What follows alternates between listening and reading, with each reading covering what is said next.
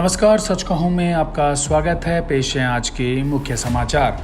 विदेश मंत्री एस जयशंकर ने वीरवार को अपने चीनी समकक्ष वांग यी को पूर्वी लद्दाख में वास्तविक नियंत्रण रेखा पर लंबित सभी मुद्दों को शीघ्र समाधान की आवश्यकता से अवगत कराया और कहा कि द्विपक्षीय संबंध परस्पर समान, परस्पर संवेदनशीलता और परस्पर हितों पर आधारित होने चाहिए। कांग्रेस के पूर्व राष्ट्रीय अध्यक्ष राहुल गांधी के बयान को तोड़ मरोड़ कर गलत संदर्भ में प्रस्तुत करने के मामले में वीरवार को छत्तीसगढ़ पुलिस ने जी न्यूज के एंकर रोहित रंजन की गिरफ्तारी के लिए नोएडा, गाजियाबाद सहित विभिन्न ठिकानों पर छापेमारी की। कांग्रेस के वरिष्ठ नेता राहुल गांधी के बयान को गलत संदर्भ में दिखाते हुए एक खबर प्रसारित करने के आरोप में कुछ राज्यों में प्राथमिकियों का सामना कर रहे एक समाचार चैनल के एंकर रोहित रंजन ने वीरवार को सुप्रीम कोर्ट से उनकी याचिका पर तत्काल सुनवाई का फिर से अनुरोध किया।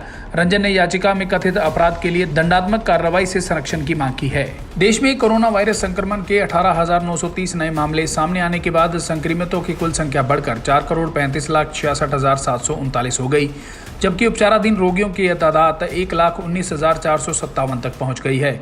केंद्रीय स्वास्थ्य मंत्रालय के बुधवार को अद्यतन किए गए आंकड़ों में यह जानकारी दी गई। उत्तरी दिल्ली के सोनिया विहार क्षेत्र में एक व्यक्ति ने कथित तौर पर पीट कर 62 वर्षीय एक पुजारी की हत्या कर दी।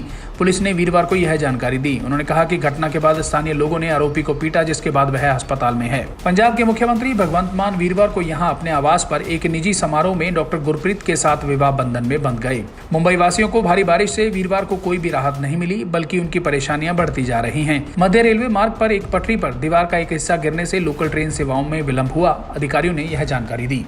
कोविड-19 के चलते 2 वर्ष तक प्रभावित रहने के बाद इस साल पूरे जोर शोर के साथ हज यात्रा शुरू हो गई है और दुनिया भर के 10 लाख मुसलमान इसमें हिस्सा ले रहे हैं। वित्त मंत्री निर्मला सीतारमण ने वीरवार को सार्वजनिक क्षेत्र के बैंकों के प्रमुखों से समीक्षा बैठक करेंगी।